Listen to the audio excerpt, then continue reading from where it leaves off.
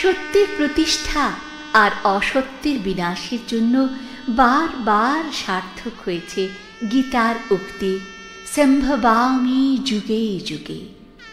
যুগ যুগ ধরে তাই মানব দেহ ধারণ করে ভারতবর্ষে জন্ম নিয়েছেন কত অবতার, কত যোগী, ঋষি আর মহাপুরুষ।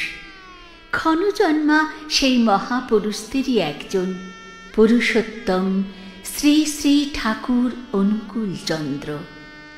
উজ্জ্বল প্রভাত যেমন সারাটা দিনের সুস্পষ্ট ইঙ্গিত, মহাপুরুষদের জীবনের বাল্যলীলাও তেমনি তার সারা জীবনের প্রতিচ্ছবি, ভবিষ্যতের সংকেত।